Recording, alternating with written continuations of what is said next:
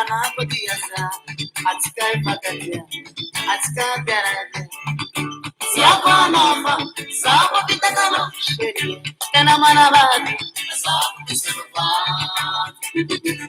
aku menawan asa kusarani dan aku siapa anapodiasa atikai pakatia atikai garade siapa nama siapa kita kalau kena mana lagi siapa diserupa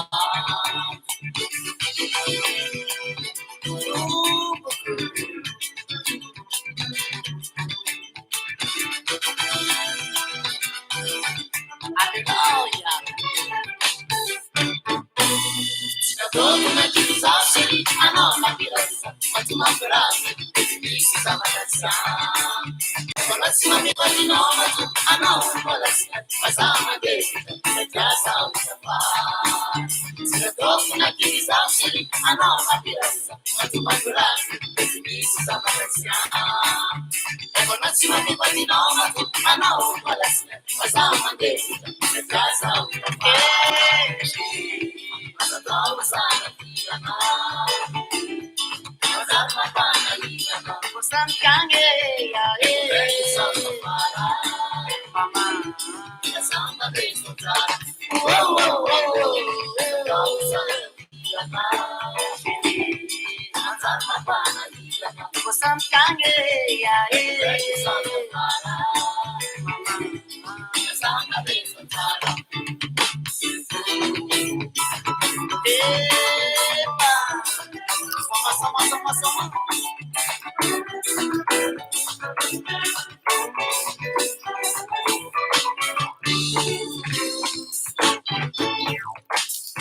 Sagambara konola fla, atskampanala, atingaka matumad, patskats tiyad.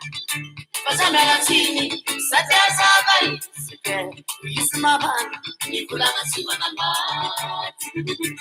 Isuna kama kasi, iskulanga mal. Sagambara konola fla, atskampanala, atingaka matumad, patskats tiyad. Pasamela chini, satya sabai, sike, ismaban, nikulanga simanalmat. Wasamja, samya amyanga.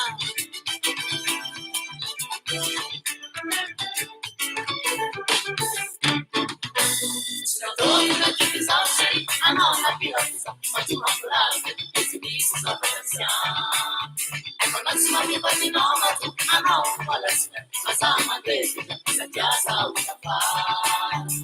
Todo na divisão, a nova piranha, pode uma frase, esse bicho só vai quando a sua viva de novo, a nova polação, mas a madeira, se a saúde faz. Mas a causa da vida, mas a vida, você ganha,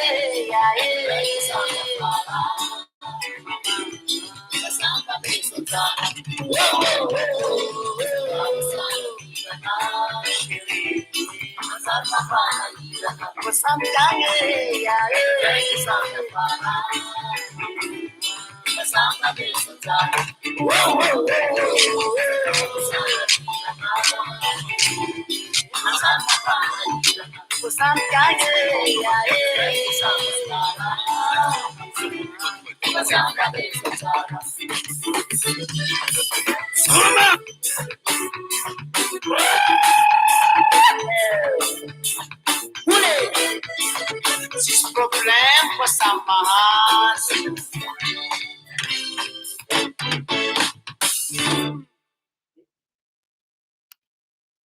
Yeah.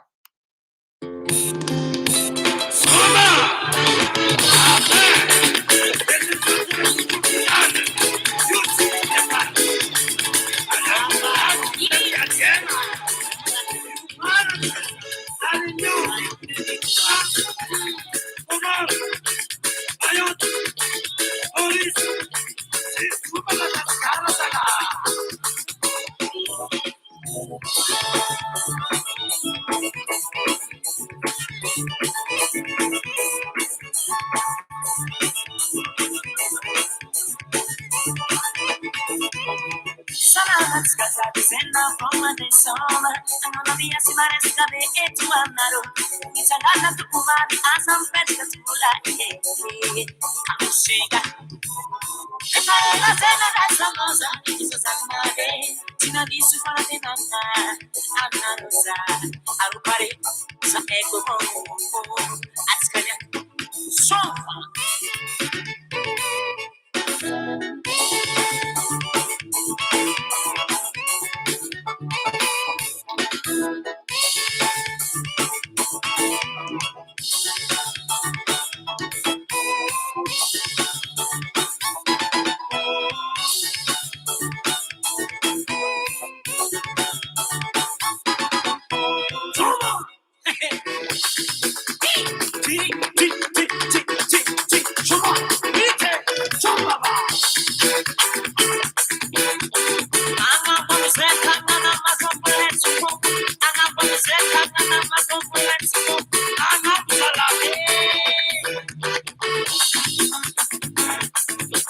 yo, Asana, Mapsa, yo. Zara wa naitero na devitali zalo samba kaza umangalo abakonde so maskana atapatana afanya kadaptana abia shikiso zapapare na ngawiti abapambe kabushika zare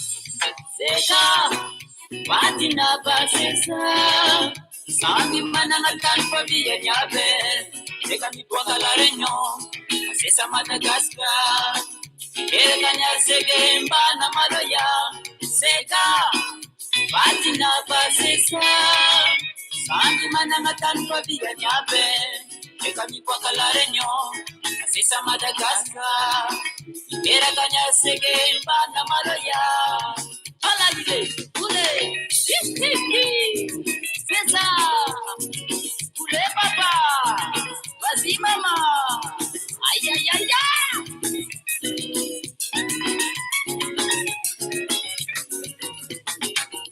Salsalanga salai pa maringa tuwata, Riti masenga pasesa pate mapiwata, Epa manunga, itupune patunga. Amirna leke paine palasa takani salsalanga talai pamarga tuwata Riti maseka pasesa pate mapiwata Epa manunga itupune patunga Amirna leke paine palasa takani Sesa Batina pasesa Sami manangatan pabiyan yabe Eka mi kwa kalareño Pasisa Madagascar Era ganhar sege mana maloya sega bandina basesa sanji manangatan papiya nyabe eka mi kwa kalarenyo basesa Madagascar era ganhar sege mana maloya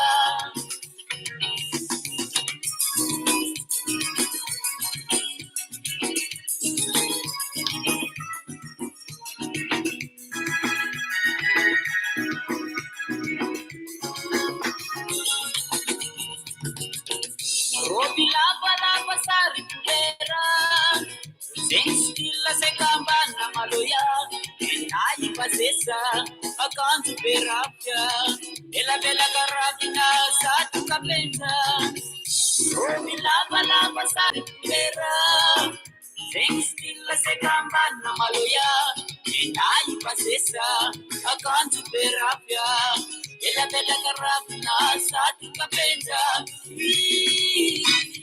Sega Batina pasesa Sange manangatan papiya nyabe Eka mi kwa kalarenyo Pasesa Madagascar Era kanyar sege mana maloya Sega Batina pasesa Sange manangatan papiya nyabe Eka mi kwa kalarenyo Pasesa Madagascar Era kanyar sege mana maloya Wala dito, wala ruye, wala babe, kanyalane, dura bude, dura paskari, mana kusi.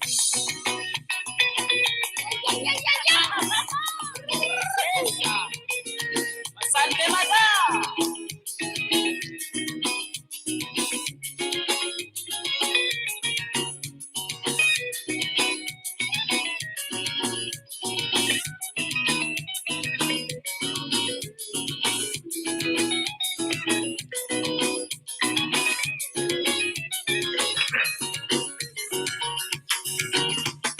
Sega, Badina pasesa, Sami manangatan papiya nyabe, Mega mi kwa kalarenyo, Pasesa Madagascar, Era kanyar sege mana maloya, Sega, Badina pasesa, Sami manangatan papiya nyabe, Mega mi kwa kalarenyo, Pasesa Madagascar, Era kanyar sege mana maloya.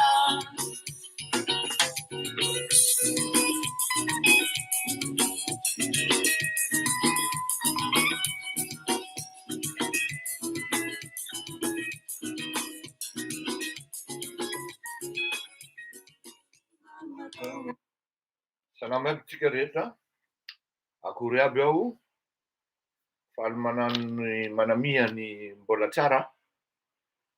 Azafady ramatoa Arsandro Noël fa marina tokoa teninao tokony 20h fa naroso satria ny tsisy mpamangivangy raha hoy ny mampalahelo maika tena ve tonga namana vao mavomavo ka dia narosoko mifandahara antsika satria nareo koa raha sanatria tsy misy an'izany dia bedinareo aho koa ary tsy afenina fa mifankatia tsika e. Ka dia ialako tsiny madame Arsandro Noël fa dia nampandrosoana nipotratroka eo anatrehan'ny voninahitrareo menakavy marina tokoa ny hoe ny tena no atao anofo fa tsy ho tompona akory amin'ny zavatra tahaka an'itony ary faly mandrakariva ny mifandray aminareo ary na dia valabalaka ary ny havanareo ny votre serviteur comme on dit même na hoe reraka raha noho ny asa aman-draharaha samihafa dia hitanareo angamba mbola menamena ny maso bongobongo avokoa ny arina rehetra ho avy eo i Fredy efa ho andalana hono zareo zafady teto Fredy vadiny Fredy zany kely miala tsiny fa antony lôzistika anankiray mihitsy izy tokony mba ho tsapatsika rehetra zany hoe tsy mbo izaho rery no sahirana amin'ity fandaharana ity satria na le madamako ary mba manipy tiany kafe kely tiany ronono tiany rano adiniko ny teny hoe hisy olona koa ho avy eo androany atoandro dia hitanareo ohatran'izany e mba miezaka manao ny zavatra tsara, misy asa fifanampiana le izy ohatran'izay. Ka tonga namana avy eo vao mavomavo dia izay no nampandrosoako anazy ny fandaharana. Androany tsika dia resaka vania, resaka ihany koa tsika ny resaka solika. Fa ny ampidirantsika ahoana ny fijerinao ireo mpanao politika an-tany Fianara, tsy mba heno na maneho hevitra mba tsy ilazako hoe migorodambo ve? Ya, eny ary. Ho ataoko éditorial io Patrick Razafindrakota ary misaotra anao tokoa fa tena marina zany a. Ary izay no mahafinaritra an'le mpiara-miasa nareo manaraka ahy eto zany non seulement nareo mpanaraka fa ny hevitra avy aminareo koa zany a matetika dia tsy afeniko fa raisiko ary tsy mamenatra ahako miteny hoe anisany manolotra anahy. Ay, manolotra anahy ny tenako, nareo ka de misaotra betsaka Andriamatoa Patrick Razafindrakota. Hiresaka vania zany tsika, hiresaka solika 14 juillet hiresaka ny mpanao politika amin'ny Fianaratsoa. Atomboka amin'ny mpanao politika amin'ny Fianaratsoa izy am'izay mba tadidiko tsara mba tsy hampahela azy. Dahoary. Marina tokoa fa tsy maintsy miainga amin'ny tantara foana ny zavatra rehetra mba ahafahana mametraka zavatra hoe misy fototra zany a, na hoe mari-pototra amin'ny zavatra tokony tenenina.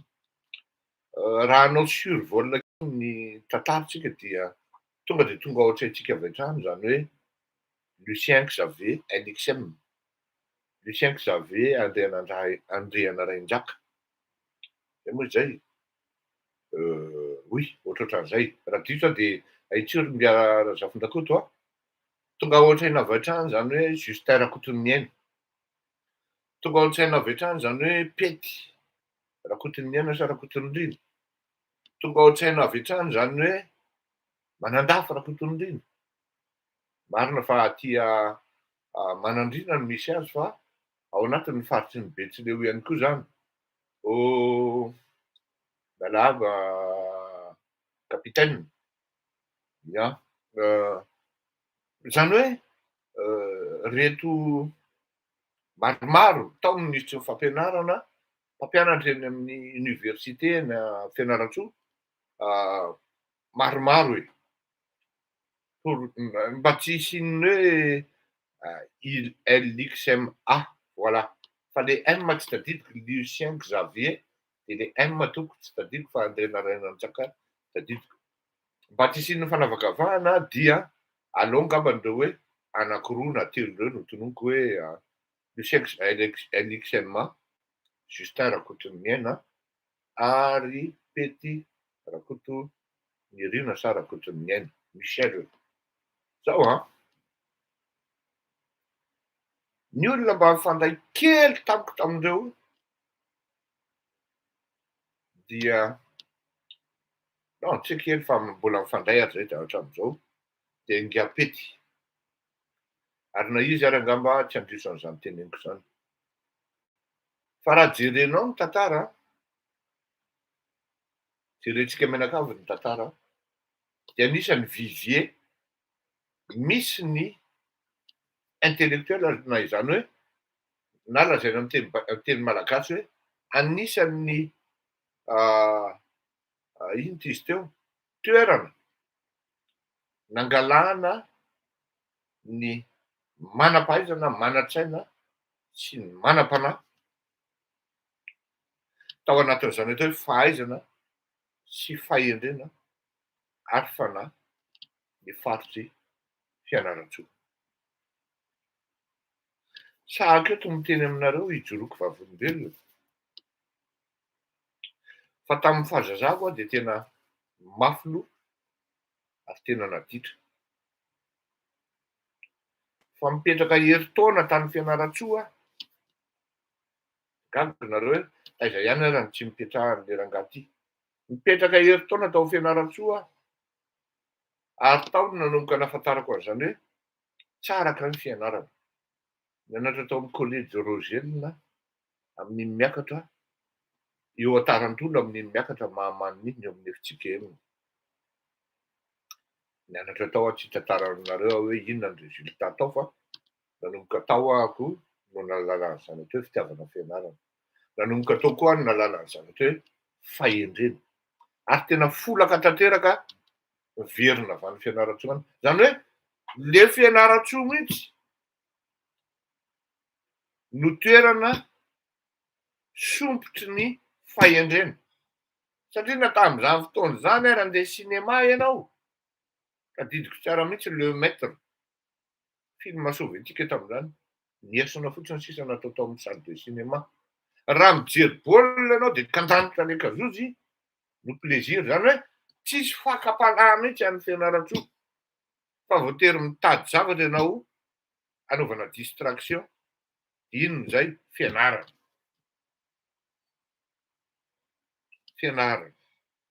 Kanika non seulement rehetra le manam-pahaizana avy ao fianaratsoa, non seulement izy manam-pahaizana, de manière naturelle.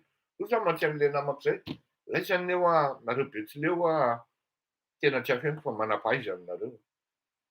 Ao anatin'ny raha anareo c'est dans votre sang le izy ho an'izay olona contre an'izany dia afaka manady ady izy manao analyse sociologique. De non seulement reo olona reo zany nitsongaina ary tafiditra tany anaty gouvernemanta tany maromaro. De niteny inga Razafindrakoro tenena hoe totra ny mangina, totra ny foro-drano-daoly ry le rony amin'izao fotoana izao. Tena tsy afenina. Fa après en 2002, teny amiko nareo hoe ka nisy ampety teo. Aza adinonareo fa tamin'ny pety tonga tao Mahamasina ny 26 juin 2002 angambany izy io. Garde du corps efa 30 no nanaraka azy.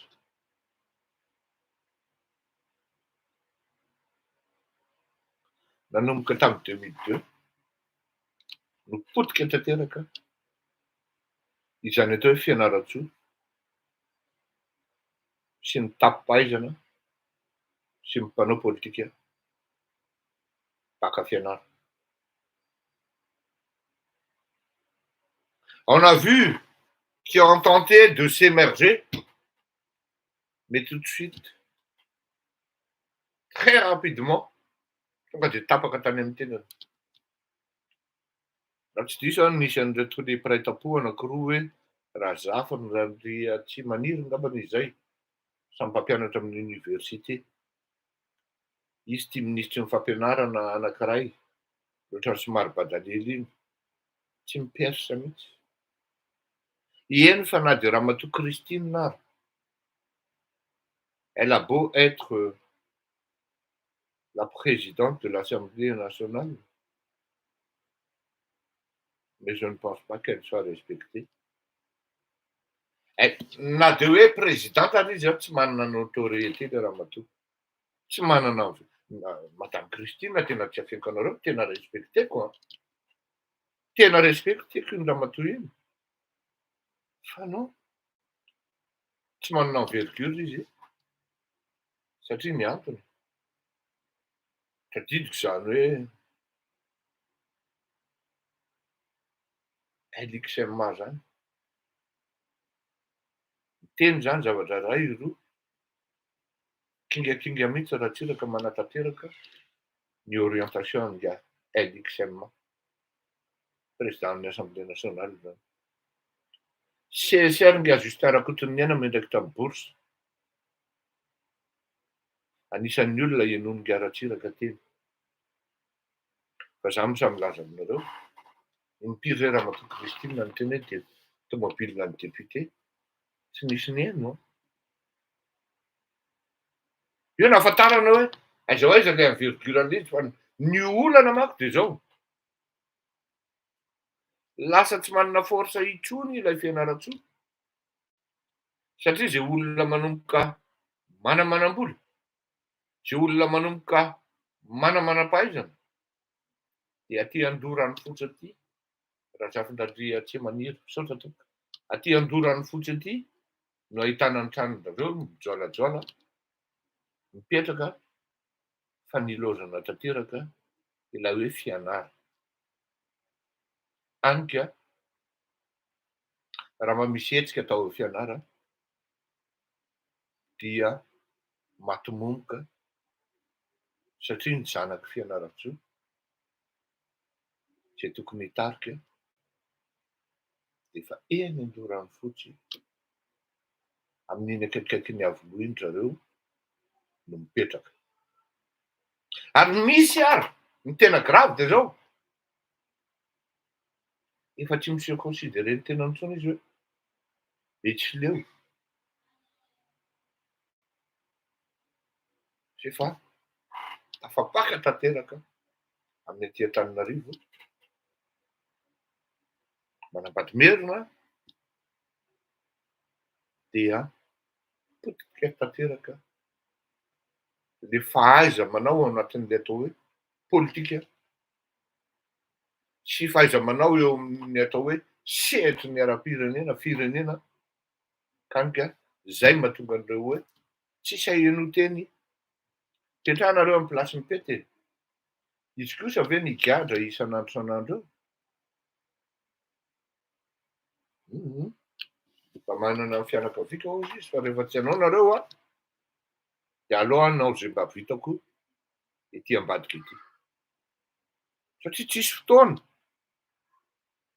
tsisy ora ary le olona indray raha no ahoana moa no ahafahany mifinansen'ny tolona le olona indray ny taxem-pangalatra za tsy miteny hoe olona masy ny pety a non manana ny clémany mihitsy pety ary be dia be no miteny an'izany fa tsy za rery kanefa na izany na tsy izany a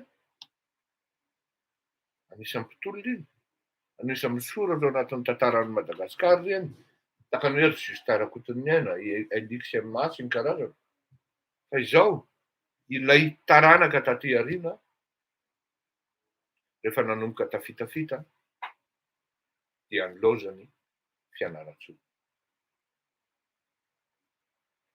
ary matetika ny zanaky fianara dia tsy mahamenatra ary tsy mampatahotra ny mpitondra fa teo aorianany 2002 ny managady azy sy misambotra azy teo no traumatisé ny zanaky fianaratsoa dia au lieu de hoe sangana sy mitarika amin'ny zavatra tokony atao dia lasa mpanara-drenirano lasa piso lelaka tsy nde mandeha ianao na indroa maheno an'izany hoe mitomany latsa-dranomaso Ramanoto Christine Razanamaso satria tsy araky ny zavatra miseho sy ny eritreretiny no mitranga maheno an'izany a tsisy ninona teneniko satria tsy safidiko izy fa safidiny zareo mandeha zany hoe Rakoto Vaondrey aty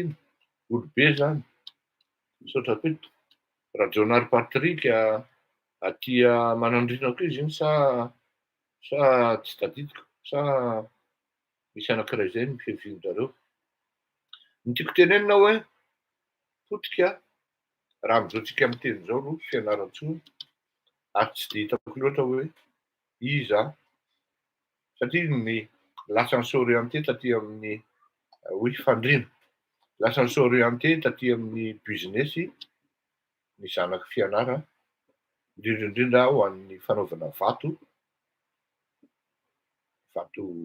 sarobidy zany dia zay no mahapotika azy ary tsy haino petiko tsy haiko raha maheno anareo zanaky fianaratsoa na tsia fa tsisy préparation zay analiziko zay a fa fanontaniana napetraky ny akama Razafin-Drakoto hiresaka momba ny 14 juillet tsika satria nisy zavatra nitranga tamin'ny ino izy teo tamin'ny fetim-pirenena frantsay azafady tompoko fa misy manao mpaneno sonnerie zany a fa toizako avy eo aza miaraka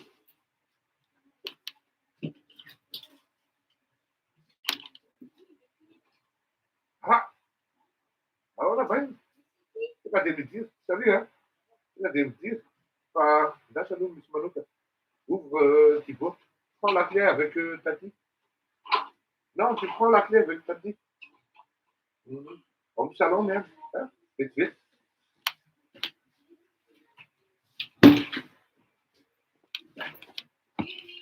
Mialatsiny ilay tompoko fa tsy rehefa le te ohatran'izao manko vao tena fionana ty. Ka ny 14 juillet zany a, nisy zavatra ihany nitranga ary tsy hoe aza maina.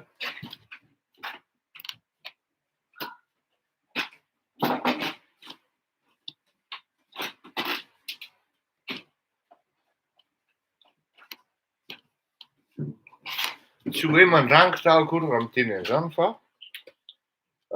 araky ny teneniko antsika hoe ny fanadihadiana eto amin'ity fandaharan'ity a dia tsy misorona na izy na iza fa tsy maintsy tenenina. Ary ity fandaharan'ity tsy momba an'iza na iza aloha zay azavo.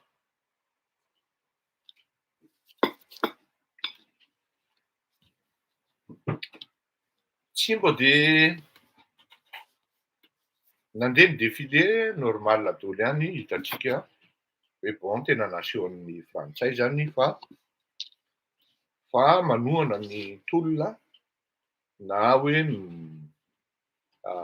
ils sont plutôt du côté des Ukrainiens amin'ny resaka invasion an'ny Ukraine zay ataon'ny Fédération de Russie. Tsy ino loatra no tiako ampitaina fa misy zavatra anankiray tena ngeda be fa ny interprétation diplomatique an'ilay izy no idirantsika rehefa avy eo. Za moa zany tamin'iny 14 juillet iny zany a nandray olona maromaro aho tato an-trano dia des fois zany a je zappe un peu les faits essentiels fa rehefa tonga teo amin'le tapitra le défilé de nisy akamany antsoa hoe baina vy baina ty fa ary président Comore toa invité. Io tokoa hitako ny sarin'ny président Comore. Velontsika ery ary falifaly ery. De tapitra le défilé tokoa dia nanatona zay manko le tradition miaraban'ny invité anao de manao karazana fiarabana am'zay io olona eo amin'ny devant eo sy ny karazany ny invité d'honneur tsy ny karazana zany sy ny reto bekotry marolaka ny champion niaro voninahitry Frantsa sy ny karazana.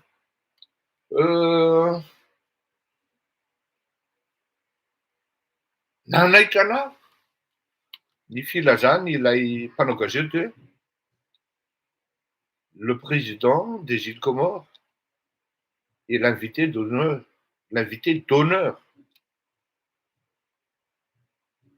du président Emmanuel Macron. Il l'a invité personnellement. L'invité d'honneur d'Emmanuel Macron. Là, ça va. Il l'a invité personnellement. Entre les deux phrases, il y a intention d'accentuer le fait que c'est à l'initiative. Tonga zany de ianao zany raha olona manatsaina ianao sy misaina ianao zany fa tsy olo draba zany na hoe olo vendrana de tonga de ampidirin'le mpanao gazety ao anatin'ny sainao mihitsy zany hoe en tant qu'invité d'honneur de l'événement et Emmanuel Macron aussi. Et il l'a invité personnellement. À 2 titres, 3 titres d'invitation. Honneur au défilé. c'est-à-dire à l'indépendance faite de l'armée française et l'indépendance. Farou, invité d'honneur en Indematou, Emmanuel Macron. Fatelou, il l'a invité personnellement. Ça, je te dis, Copenaro. Seraten de actionneur, une petite gorgée, le temps fout, mettez-vous au clavier. Ça veut dire quoi? Je suis sûr que vous allez saisir et comprendre. Seraten est réserve d'écouter. Ça va tout, monsieur Patrick.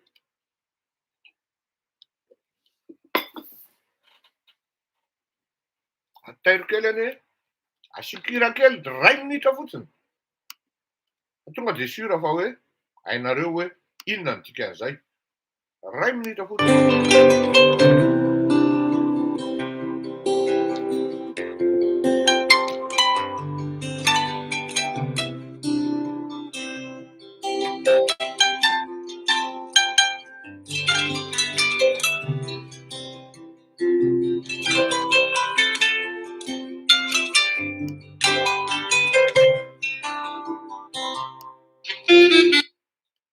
Ja, zai. Toen wat de mismanoer de zand à côté. Ça, la nuit, on a ça là, à Misrola, ça me fout. Allez-y, continuez, continuez. Naru tam YouTube, combien de réactions naru? Il faut qu'il ait une prise en cash. Tus. Ça fait tout.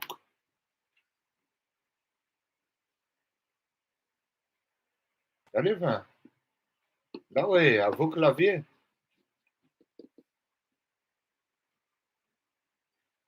Invité d'honneur à la garçon. Spécial lampe artistique, enfin, invité d'honneur. Il faut nous affecter. C'est plus que spécial, Dan.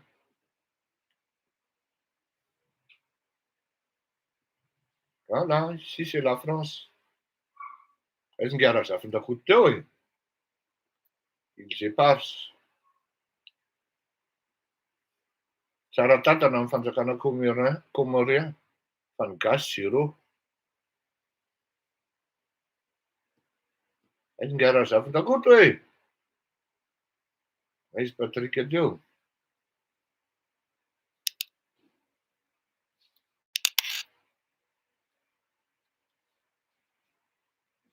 Ici. Bon, ça va, hein?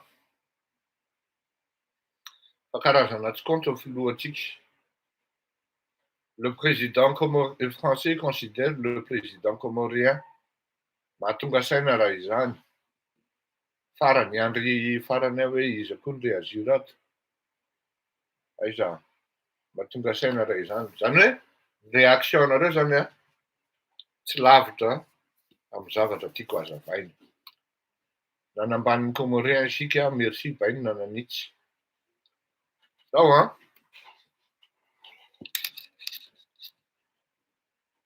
Ratamni Rutona Stapanante, la Ruton. Non, ça fait presque 3 ans qu'un est au pouvoir, je crois, ou 4 ans. Nyandi, 3, 4 mois.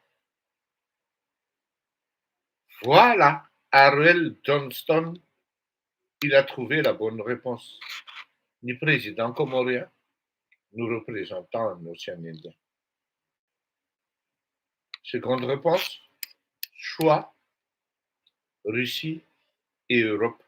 C'est ce que cela. Ntenewe, George Weah, c'est président Libéria, John Commonwealth, enfin ancien joueur amené, PC, même pas une semaine après son élection, il a été reçu avec honneur dans un palais à Élysée. À l'issue de cette rencontre, il a reçu 14 millions d'euros.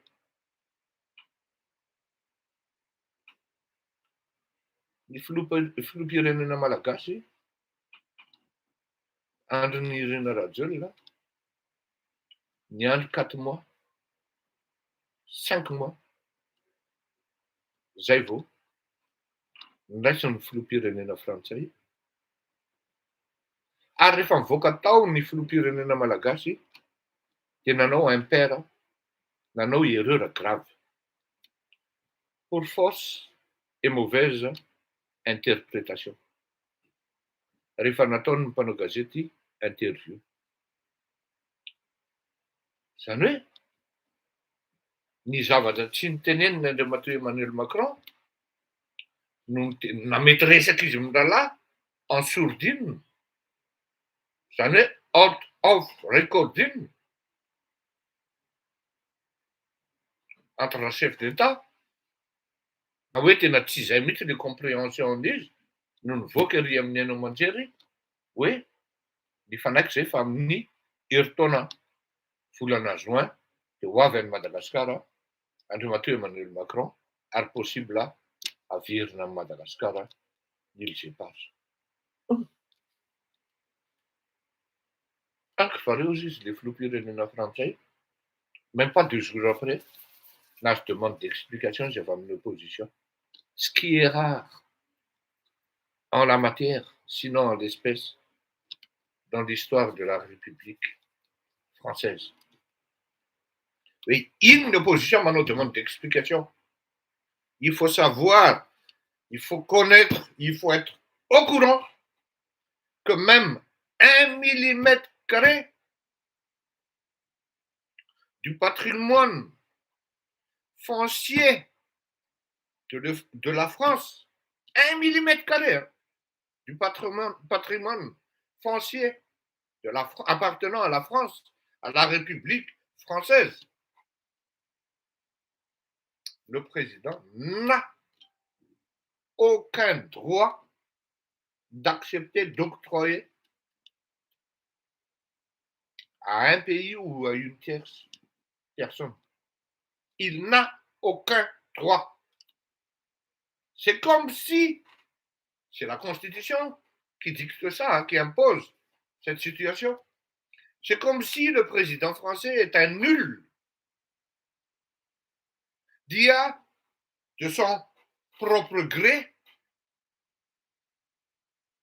Nous m'en avons accusé, bien naïf, anon n'île Gepard, ce qui va à l'encontre fatalement, frontalement à la Constitution. Arsarutunamni français demande d'explication. Tu as entendu? Tu as venu prendre quel Emmanuel Macron. À peine j'étais cru. Ça dit maintenant pour français, j'en ai mis vous là 14-15 millions. Autant tous les 2 mois, 3 mois. C'est tout simplement pour que le peuple ne révolte pas. Parce que ici, on ne veut pas et on ne souhaite point le retour de Ravalman au pouvoir. Et donc, c'est ça nous temps. C'était chicken tatara retarete. Tu connais le Indien là, Andriamatoa Emmanuel Macron. Lâche les riz, Makani, Russie. Ah, entre autres, je peux en citer pas mal.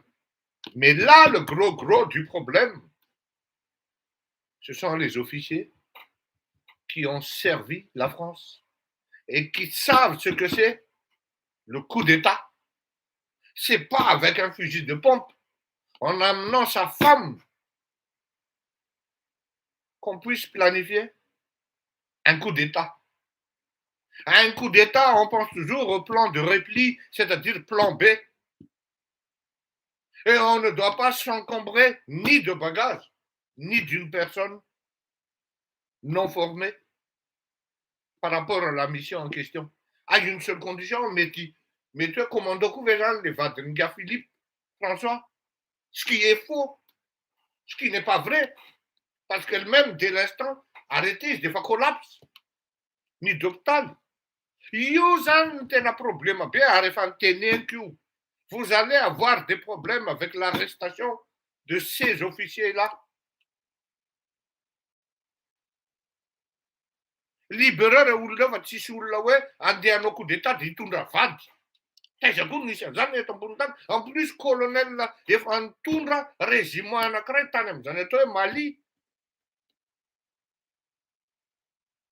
Jereo ny reportage momba ny Sahel. Inona ny zavatra mitrangany amin'izany Normandie zany? Olona ino izy teo assidu, olona astreint amin'izany atao hoe discipline, stratégie. Dia andeha hanonga-panjakana ve le olona dia hitondra vady e? Andeha planifie fanonganam-panjakana le olona dia hamelona information anaty ordinateur ka raha tsy olona nandrako. Fa ny zavatra marina rehefa natao ny fanadihadiana dia ireto le olona akaikin'le filoham-pirenena. Ry Pablo zany no namadika ny zavatra nitranga ho fanonganam-pirenena, fanonganam-panjakana satria tsy nanaraka ny sitrapony ireto bandy surtout ngara-fanoarana. Izy raha teo no tompo-tanana ao anatin'ny fitsarana dia ireny ny zavatra mitranga. Io resaka problème officier supérieur. Ny 14 juillet fête de l'armée tompoko. Ary ohatran'izay koa ny 26 juin. Tsy fety ho an'ny Andry Rajoelina ny 26 juin fa fetin'ny miaramila.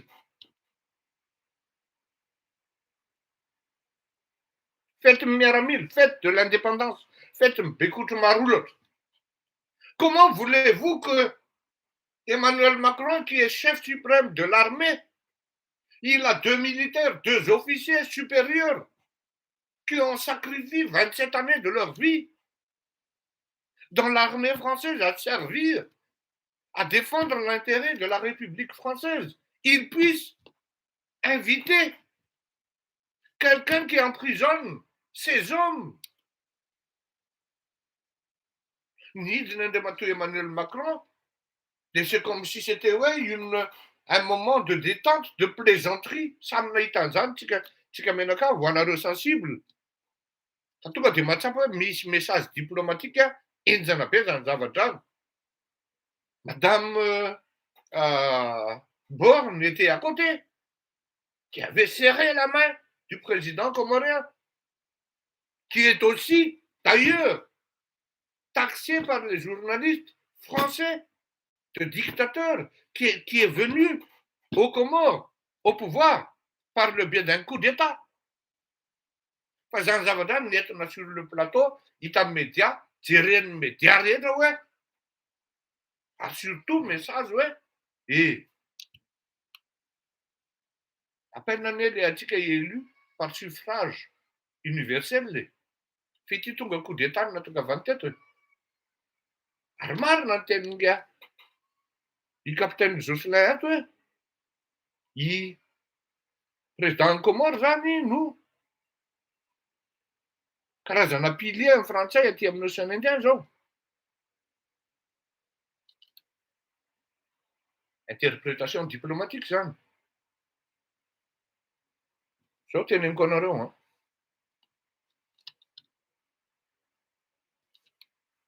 Ndresaka ny ankavia, ndresaka ny ankavanana ao anatin'ny zavatra mitranga ao Madagasikara. Ao ny manomana coup d'État, ao ny mitady vola hifinansiana coup d'État.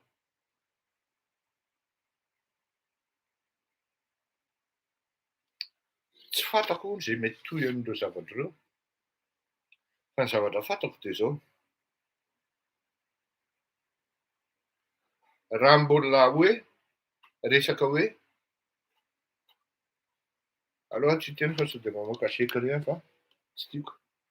Ny tiako tenena fotsiny dia zao. Mangataka anao Andriamatoa Andry Rajoelina. Tsy haiko comment vous allez faire. Quelle en est l'astuce?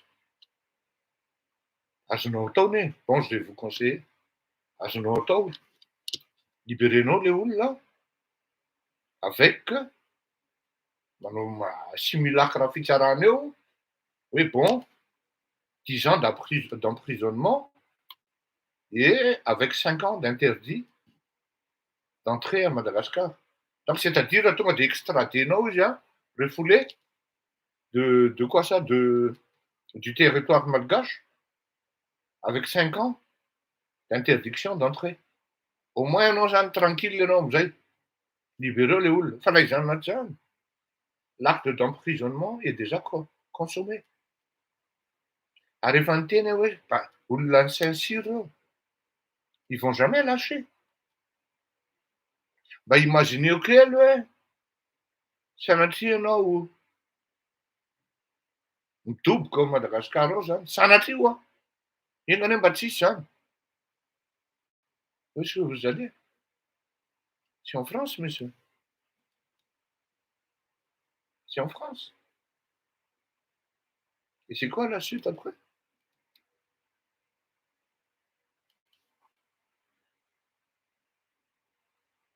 Faut pas tout bêtement suivre ce que vos conseillers, votre accointance vous conseille de faire.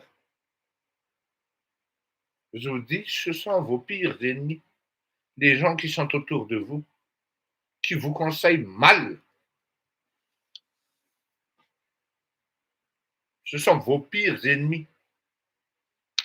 Ary teneniko anao fa le jour anao tonga saina am'zay efa trop tard.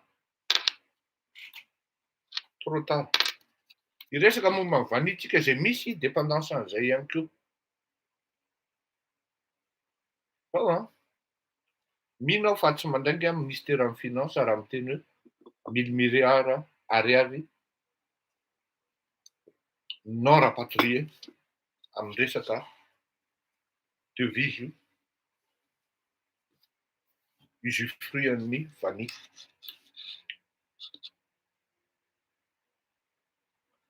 Monsieur le Président, andreo atoa andro raha jeriny.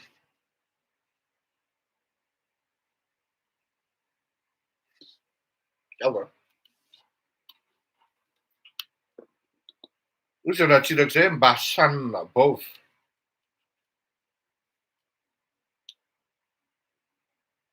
Fa tena ianao andriamatoa andro raha jeriny. Mba sanina baovy ozy izy raha tsiraka. Paix à son âme. Andao ataoko hoe tsy tafiditra ao anatin'io affaire io anao resaka vanille io 1000 milliards io. Jusqu'à la preuve du contraire.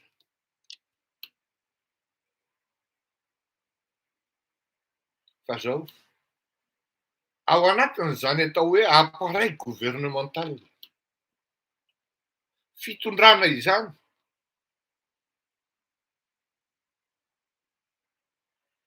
dia misy mpanolotsaina. À mon avis ohatran'ny misy mpitsara maromaro ao anatin'ny kabinetanao raha tsy resaka afatra hoe Dina Andriamaoly. Raha tsy diso atao misy zany atao hoe ministry ny fitsarana. Raha tsy diso atao misy zany hoe Bianco raha tsy diso atao misy zany hoe Sanfine. Fa de inona daholo nataon'ireo bandy reo vongadito daholo ve reo? Mialatsiny amin'ny fitenenana efa napita hoe mba sanina baovy. SUN EBOVI.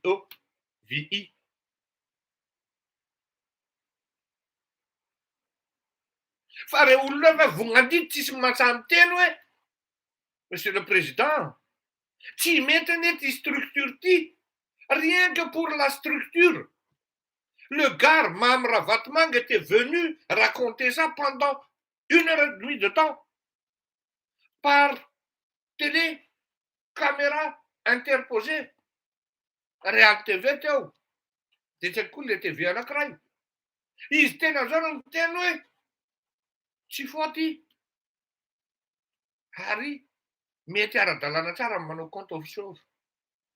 Tamin'izay fotoana izay raha tadidinareo dia ozy ny ricaner il a rigolé sous cap gasikara.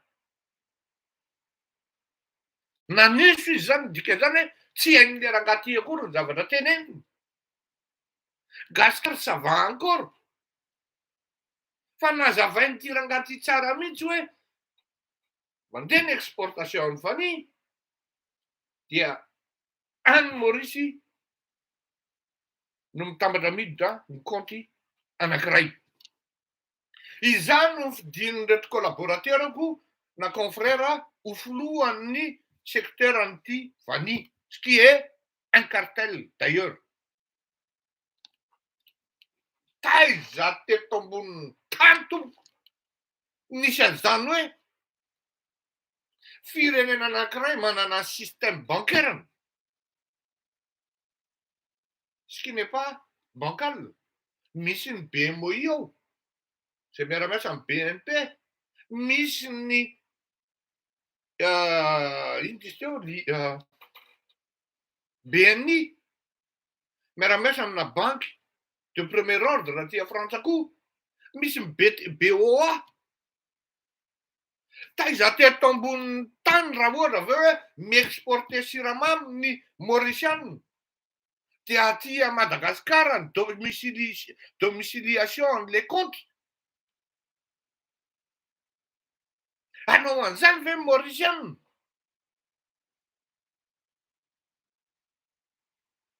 Déjà structurellement en matière juridique pénale zany tsy azo atao zany tompoko. Le ministre finance mihitsy mivongandika am'izany. Tokony izy tonga dia miteny hoe tsy mety monsieur le président, azotsika saisisena, azotsika toriana, azotsika samborona ny tompona andraikitra am'izany.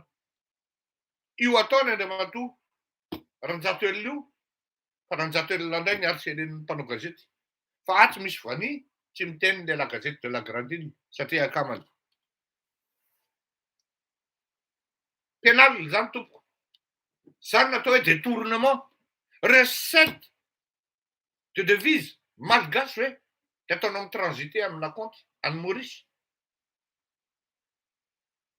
C'était incroyable. Et je me demande comment sont payés les exportateurs agréés via ce compte. Bien évidemment, c'est peut-être sur leur compte malgache. Peut-être en arrière, peut-être ouais. Le conditionnel est aussi de rigueur sur cette histoire. Fa tsy zany no miteny hoe zany filohan'le cartel là, tsy zany no miteny hoe zany Marie-Claude Rahelson zany gestionnaire.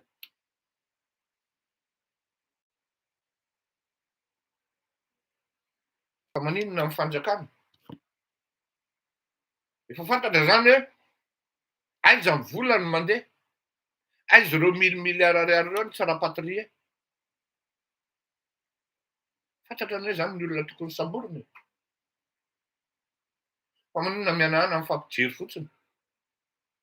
Mazara manana dossier aty amiko aty, Marie-Claude Rahelson, ny gestionnaire an'le compte. Au nom de Syria, à l'île Maurice.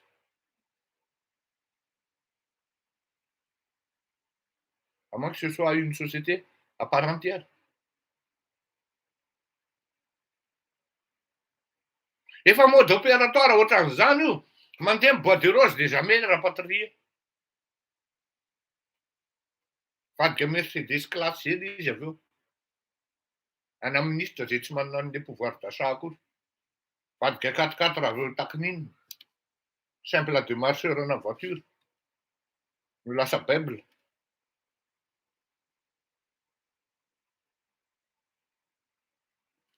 Sisy mesure raisiny. Efa nalefako any amin'ny tompona andraikitra ny dossier hoe ity olo ity ny gestionnaire an'io, vous avez 24 heures pour l'appréhender. Fa tsy ho tafatsoko ohatran'ny rakoton'ilay mibe sy ny karazan'ilay rehefa avy eo. C'est normalement, officiellement, tokony hoe any tamora raha ny filaza azy. Mais semble-t-il, paraît-il, ils ont pu prendre la tangente. Trimeta agrofood hozy izy no namana. Non, Trimeta efa n'existe efa ela zany a. Efa n'existe efa ela fa tsy io no société écran fa le rien. Sirio angambany izy zay, raha tsy diso aho. Zany hoe fantatra ny olona Sambourna nanaovana ny enquête. 1000 milliards zany ça équivaut à peu près 250 millions de dollars de recettes en devises.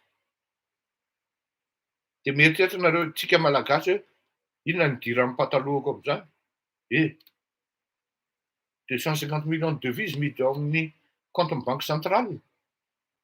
Tonga de midina ho azy automatiquement ny valeuran'ny dollars. Ao anatin'izany revo zany tonga de any amin'ny ça ressent au niveau du pouvoir d'achat. Satria miakatra zany ny sandan'ny ariary amin'izay fotoan'izay.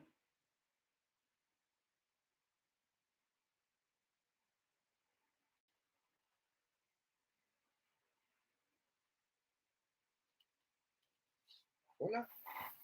Miandry zany tsika hoe mba afahantsika malala hoe ao anatin'io affaire io ve andriamatoa Andry Rajoelina sa tsy? Miandry tsika hoe mesure raisiny hoe anao no tokony arretena tokoa zany raha Hérisson zany. Marie-Claude. Semble-t-il, paraît-il. Mais c'est le dossier dans lequel il est signataire.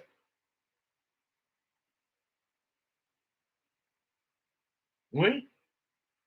Na izany anaty zany izy olona namorona ny signataire rehetra ao anatin'io structure offshore any Maurice io, structure illégale zany par rapport amin'ny procédure juridique malgache, procédure, la loi, législation commerciale et financière malgache.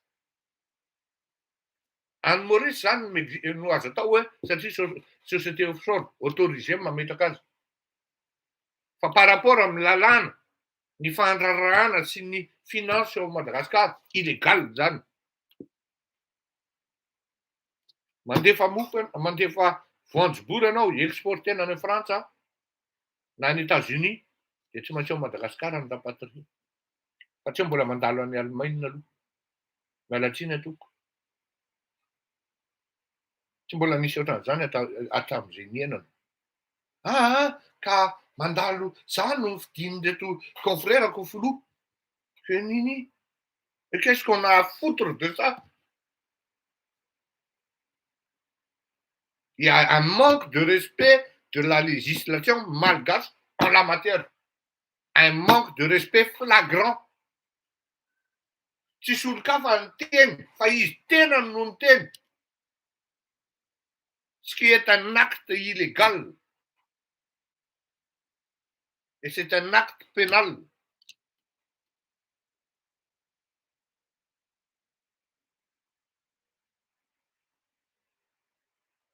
Mianahana daholo na ministre ny finance zay tokony apiditra amin'ny poursuite satria tsy rapatrier les devises.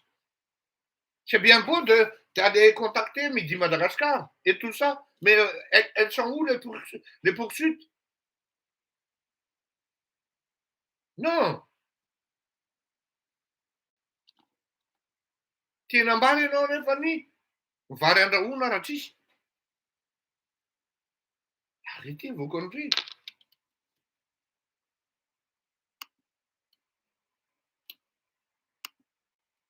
Atsiny fa tsy amenatra le izy. Ary tena tonga vakivaky de mamenatra mieritreritra azy. Avy eo ny olona milamina ao anatin'le fitondrana, misy olona milamina aloha ao, tsy afeniny zany. Miezaky manao mety. Fa ato amin'le fitondrana misy hoe ty olona ty azo arretena, ty olona ty tsy azo arretena. Fady.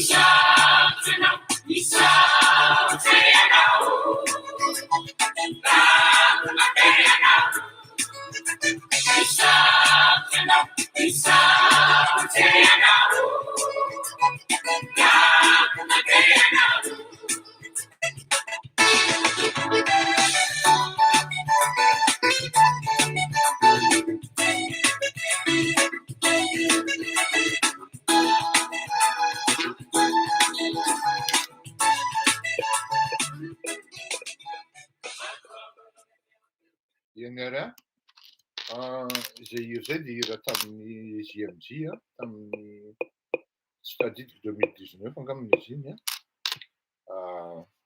hira fandresena hoy tatamity anona ato tazafy. Hiresaka momba ny solontsika. Zao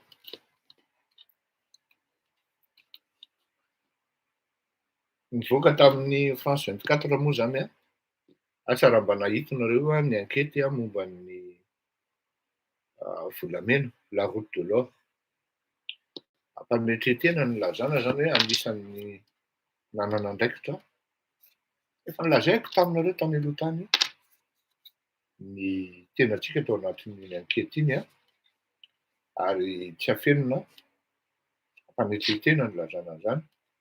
Maromaro ny renseignement avy ety amintsika tamin'iny ankety amin'ny resaka la route de l'or iny izay nataony Ramatoa Caroline Dumé nona matetika tamiko zany taty an-tranoko manana sary zeda afaka manaporofo zany ary tsy mifankalala tamin'ny olona io raha tsy nisy fifandraisana manokana tamin'ny Ramatoa Gaël Borgia izay isaorako azy manokana. Mbola hitohy io fandaharan'io io ankety io satria ny fazy manaraka zany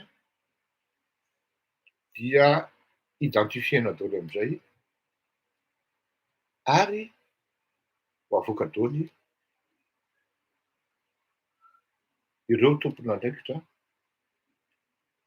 na malagasy na malianina ho fanta-bahoaka, ho fantapoko, ho fanta-pirenena hoe reto ny sary zany olo zany, ireto zany olo zany, aiza reo olo reo amin'izao fotoana izao. Ary hisy fiaraha-miasa amina organisme maromaro amin'izany. Zany hoe hisy ny ankety amin'ny resaka hoe makaiza aby ny vola amin'ny resaka volamena zany, iza ny bénéficiaire ary iza aby ny olona ao anatin'io aferana volamena io. Isaorana dia mialoha ny fitondram-panjakana saodiana amin'ny fiaraha-miasa amin'io zavatra io. Ny mahazo mesazy eto hoe Monsieur Fleury efa plus ou moins vita ny fampiresahana ho an'ireo miaraka tamin'ireo mpamboly sy mpamokatra vany tany Asambava sy Antalaha izay nendreketany Andriamatoa Edgar Razafindrava izay ministry ny commerce nga izy sa ministry ny industrie tsy fantatro. Engany raha misy zany dia mba tsara zany ary misy soratra ato ny information dia hoe voatery nanaraka ireto cartel izay tsy nanaiky ary nanao menace ny tsy ampividy na hividy ny inona izy teo ny vany malagasy, ny vany an'ny mpamboly zany. Zany hoe raha izay zany no raisina dia hoe andeha amin'izay zany ary hisy hividy amin'izay ny vany satria ny zavatra mitsangatany zany semble-t-il izay hitady hividy dia mahazo menace satria izay ny fonctionnement le hoe cartel. Zareo anatin'ilay cartel moa zany mazava ho azy tsy vidy mihitsy satria tsy faly izy feperana daholo ny zavatra rehetra satria efa zatra le nakatombony 900 isan-jato, 1000 isan-jato ny azonareo eritreretina avy eo hoe vidin-dralahy amin'izao le izy même pas 1 million ny afany tamin'ny andron'ny Rajoelina Mampana zany hoe samy gagné daholo le filière jusqu'à hatramin'ny hoe tonga ity cartel ity zany. Zao amin'izao fotoan'izao zany a, le mpamboly tia kamo tsy tia kamo, ils sont pris en otage. De apparemment zany ohatran'ny hoe efa mba misy lamina napetraka, ho hitantsika eo tsika moa manana olona any Asambava mba lazao kely hoe dokotera raha marina zay information zay na tsia. Ny resaka solika, mandraisa anareo calculatrice a, voaporifoka aminareo anatin'ny 5 minutes a, maximum 10 minutes a, fa l'État malgache a été floué.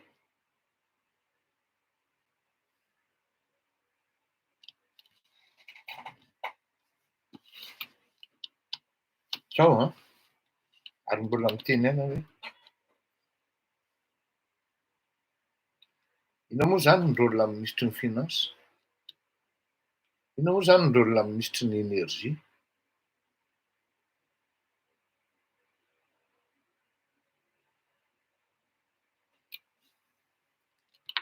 mamoaka chiffrage avec des bons chiffres. Mandraisa anareo a calculatrice, andao tsika hanao calcul. Ny investigation henoko a, de normal matiatoka amin'ny pétrolier, de nampidirina atao anatin'ny sain'ny malagasy, nampidirina atao anatin'ny sain'ny opinion hoe noho ny krizin'ny Ukraine sy ny soviétique, ny russiana, mahatonga ny augmentation io.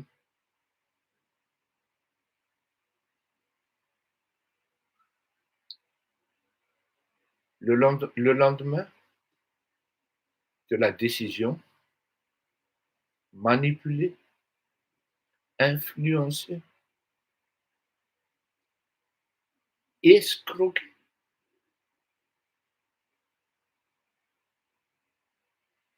de l'augmentation du coût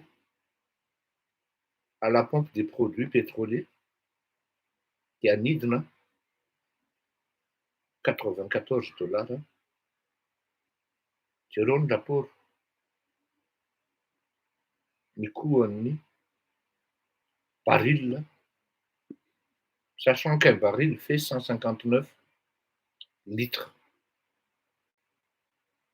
Pour 159 litres zany, cela valait 94 dollars. Alors on va mettre la barre très haute. On m'avait dit, matière comme pétrolier.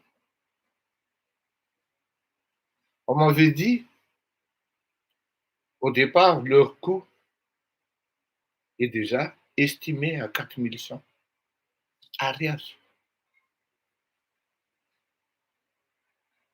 Zany zao hoe alezy aho amin'ny resaka an'ity zavatra ity satria asako io. Nampidirina mihitsy tao anatin'ny sain'le consommateur sy ny malagasy hoe, ary d'ailleurs rehefa miverina avy any États-Unis, le visite lavalava iny ny filoham-pirenena de miteny hoe tsy maintsy hiakatra ny vidin'ny solika. Calculatrice a, sy ny carte géographique du monde. De afasinareo. Azonareo.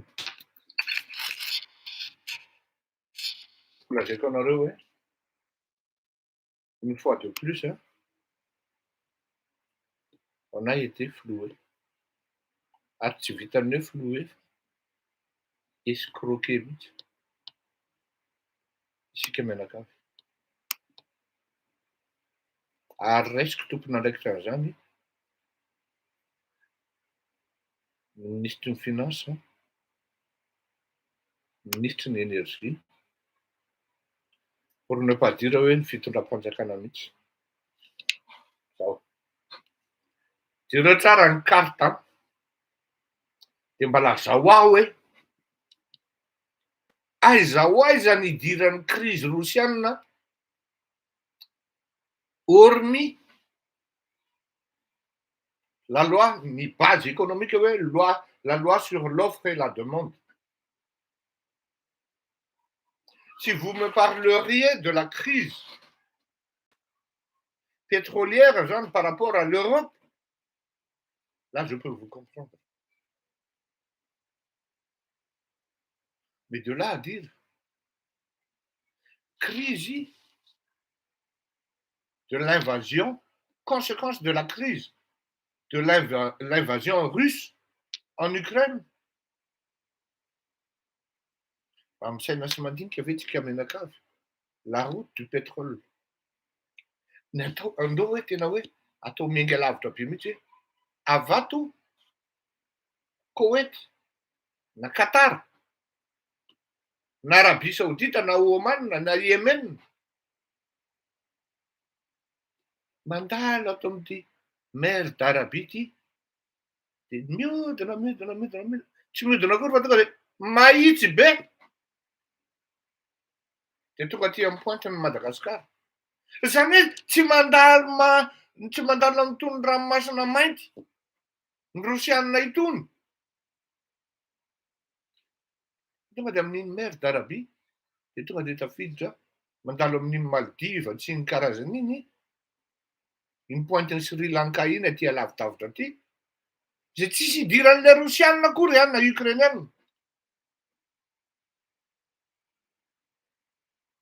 Vous allez me dire hoe ka miakatra an'ilay coup d'approche. Je peux admettre. Maintenant, prenez votre calculatrice.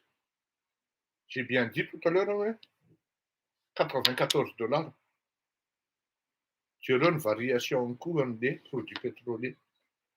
Alors, on va admettre, ouais, ces gens-là, quand ils ont acheté, c'était à $110. Un baril l'arrêt. $110. Dia mbola ampiakarintsika koa ny koan'ny dollar. Zany hoe ataontsika 4000 ariary.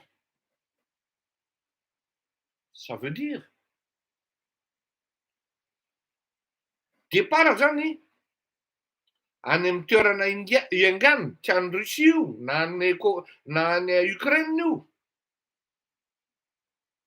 fa ty amin'ity côte misy any Arabie Saoudite sy ny karazan'iny dia calculez ça $110 atao fois 4000 dia atao divisé par 159. Au grand maximum, vous allez tomber sur 3000 ariary. Raha ohatra 4000 ariary ny coût dollar iray 2900 ariary izy ato. 2900 ariary départ port producteur pétrolier.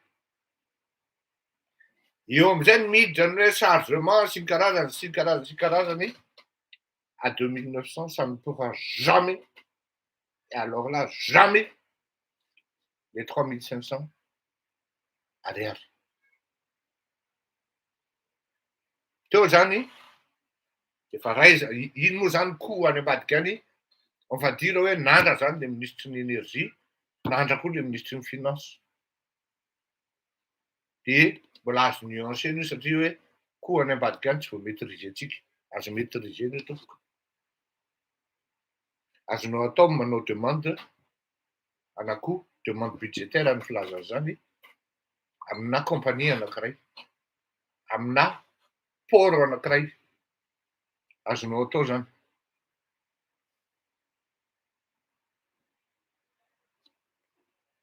Azonao atao zany manao an'izay hoe estimation budgétaire zay. Fa grave. 4111 ny pétrolier miaingany ny coût. Dia tsy manana réflexe akory le ministre ny finance, tsy manana réflexe akory le ministre ny énergie, hanao comparaison. na hoe enquête mihitsy na investigation hoe marina ve zany sachant que à $110 le baril l'arrêt, ça ne représente même pas plus de 3000 l'ariary le litre. Il y a un écart de 1100 ariary. Vous n'allez pas me dire que le coût d'embarquement d'un litre de produits pétroliers, 1 litre, ça dépasse les 1200 ariary. C'est-à-dire 30% des coûts en les produits, sans parler du transport en nous. Non, ça n'a pas qu'un. Donc, déjà, en amont, il faut flouer les phytolapanjakan, faute de compétences. En tout, Panadiadi, la Panapaka, la connaît le ministre des Finances, c'est le ministre de l'Énergie. Raisé. Et pour ne pas dire amitié, jusqu'à temps un flou au Pyrénées. Raisé. Mandiam zen négociation. Tout en négociation, tout est à 48% d'augmentation. Là, ça va encore. Et quand je dis ça va, c'est vraiment à contre-cœur. Hein?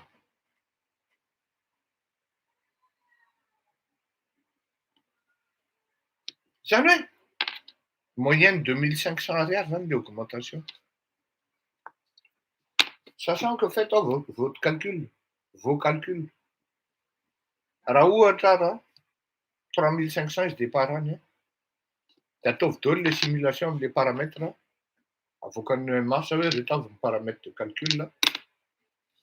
Normalement, si je me dépassais au cours, les 4200, même pas. Le tarif en produit. Arbre la gagnant pétrolier.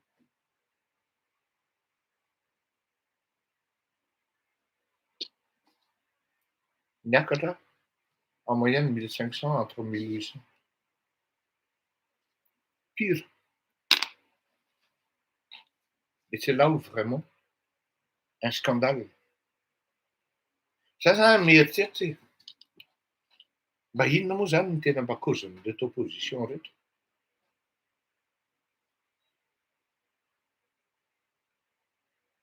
Il n'a pas fait de ton position.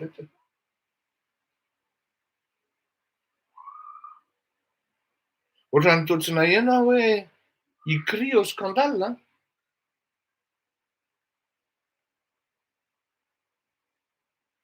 Ohatrany totrinainao zany a. Oui, mantsy an'le zokibe zay, misy zokibe zay miresaka tamiko moa.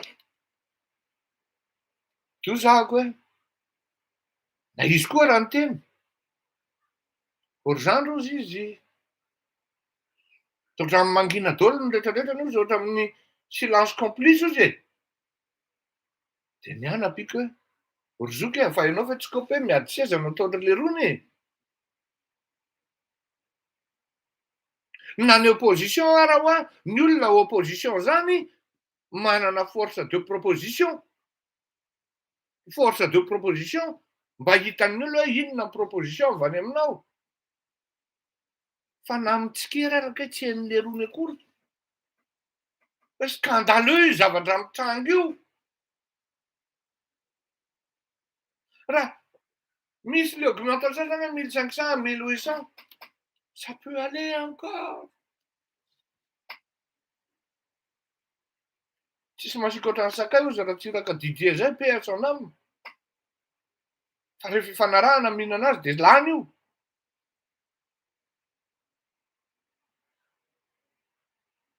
Là où c'est scandaleux. Raha tsy diso hoe zany le filles zany mandalo assemblée. Hein?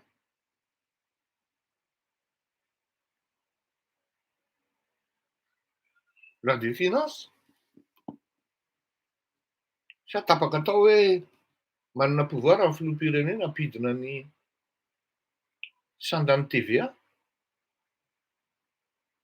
cadre constitutionnel avy zany namoana azy. Ohatrany raha tsy diso aho hoe à la limite, on ferme les yeux sur ça e. Tsy maninona e. Fa eto am'izay ary 5%.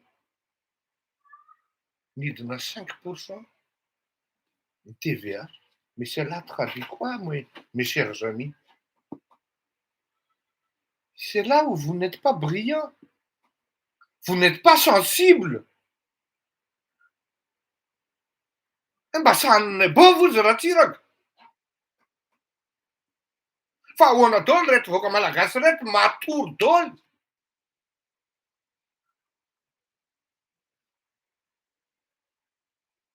Savez-vous ce que vaut 5% dans cette histoire? Par rapport à l'augmentation en question et l'arrivée des produits en question, avant qu'ils ne soient lancés sur les marchés de la distribution, sur le réseau de distribution, ça représente, mes chers amis, milliards. Entre 800 et milliards. Vous allez me dire, ouais, nous on est bénéficiaires à cette vie, on paye moins. Mais non. Non. En aval, le produit a enregistré une augmentation. En amont, les pétroliers, sur tous les plans, ils ont gagné. Ils gagnent. Ils ont fait une augmentation de 48%. Et par rapport au prix des 5% enregistrés de la TVA qui leur sont bénéfiques, dont ils sont les bénéficiaires, on va dire, ça représente 30% de la valeur par litre du produit.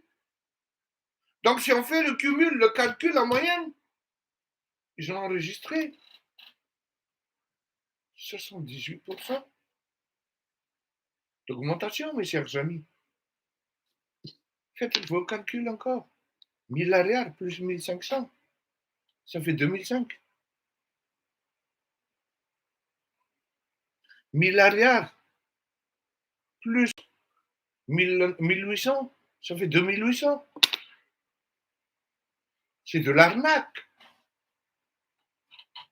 C'est de l'arnaque.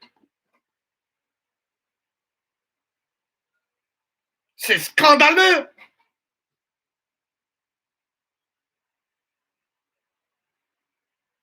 Je me thème une position. Tiens, village. C'est quand même ma première bien. Quand même ma première bien. Zany hoe nale mitondra antsika raha tsy mahay zany. Je vais dire zany hoe samy malala tsika fa hiandry radio na tsy pétrolier. Floué par ces techniciens. Satria mauvais chiffre amin'ny menazy. Miainga avany le robinina matanjaka hoe tsy maintsy ampiakarinao io. De mandeha am'izay ny série d'arnaque. Ny opposition ko efa tafiditra atao anatin'ny lohany. Ils se sont appropriés des faits qui ne sont pas à leur avantage. Ils vont tout simplement attendre hoe tsy maintsy mirotaka ireo vahoaka ireo de antsika amin'ny bénéficiaire. Olona mpitondra fanjakana ve ny heritreritra ohatran'izany? Olona andeha hitondra fanjakana ve ny heritreritra an'izany hoe aleo nantady kiraro ireny ireo vahoaka ireo de rehefa miakatra ny vidin'entana de grève ireo de raisitsika amin'ny fanjakana vita radio. Zany ve les calculs? Irresponsable, machiavélique.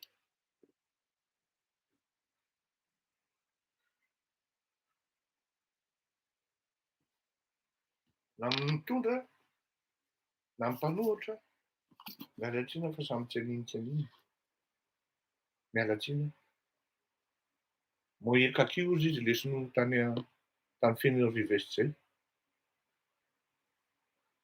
zany hoe le vahoaka zany ary zay ny zavatra mandeha am'izao fotoana zao provoquer à gauche provoquer à droite satria efa misy olona miketriketrika coup d'état any antsika miteny zao oui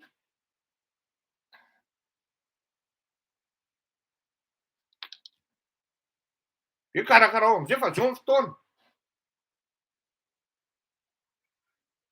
miaraba taty salama anao taty tsisy miteny satria hoe io fa rotaka ny vahoaka tsy maintsy rotaka ary marina aloha zay c'est une analyse qui tient la route mais il y a un fait vahoakanao na tsy mirotaka tompoko non matoa mivahoaka midiny eny an-dalambe voky izy ny anona hoan'ny rapitra raha tsisika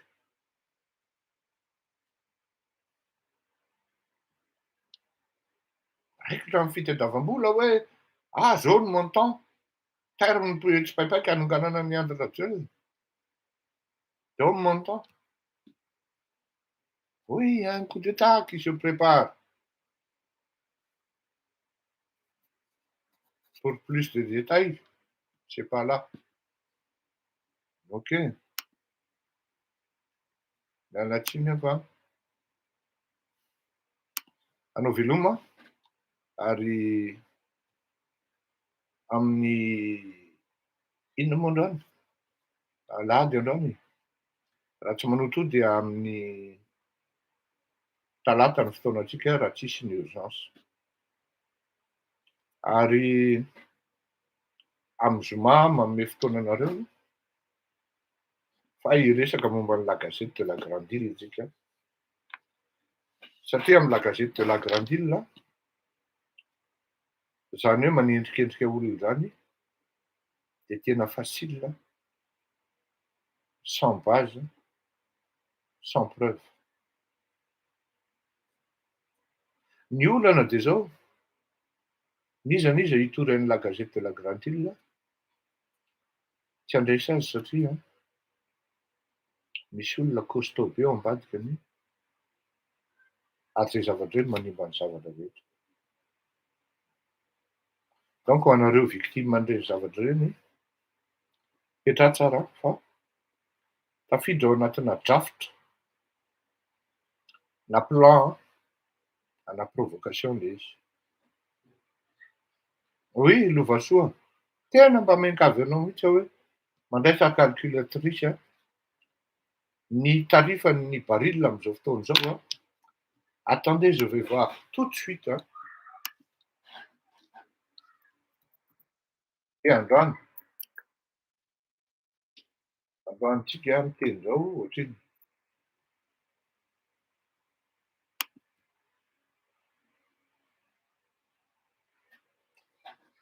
oui voilà tamin'ny latsinainy izy $107 neftsika nanao calcul 110 tamin'ny talata izy nidina 99 androany zoma izy androany alahady izy zany eo amin'ny $101 eo de ataovy calcul ataovy fois 4000 ariary de divisé par 159 fois 4000 ariary de divisé par 159 de hitanao ny akama ny valiny mandram-peona tompoko samy tahin'Andriamanitra veloma mahafinaritra amin'ny talata ny fotoanatsika